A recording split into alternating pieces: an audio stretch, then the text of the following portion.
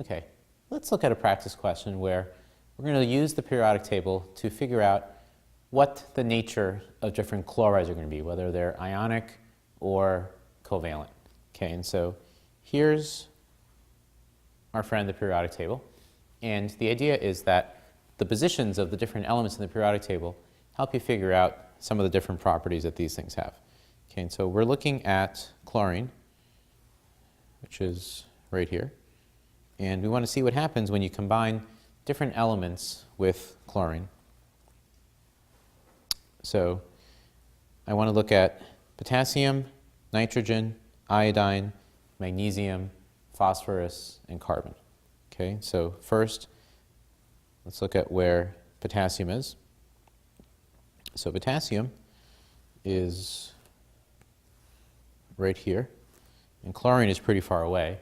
The further away these two things are in the periodic table, the more ionic it's going to be. So for KCl,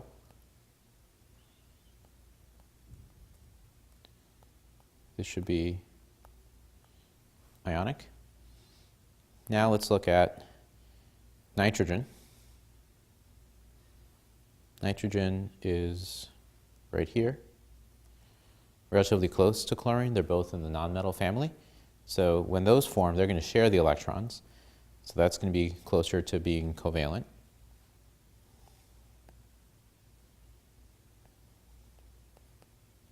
So NCl3 is covalent.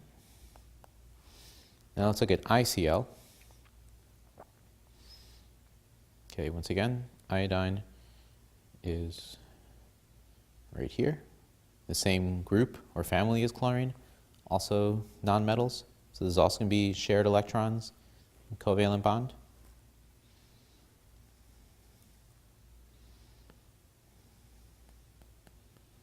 So ICl is covalent. Now let's look at magnesium chloride. So magnesium is right here in the periodic table, not too far from potassium, pretty far away from chlorine though, so that's going to be a metal and a nonmetal. This is going to tend to be ionic.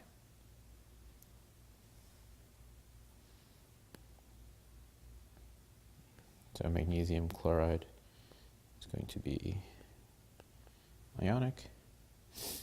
Now let's look at phosphorus.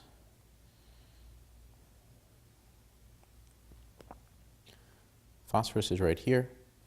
It's also in the nonmetal family, relatively close to Cl. So that's also going to make a covalent bond with chlorine. So phosphorus pentachloride will also be covalent. And now the last one with carbon. Carbon is right here in the periodic table. Also in the nonmetal family, relatively close to Cl. It's going to make covalent bonds. So carbon tetrachloride, or CCl4, will also be covalent.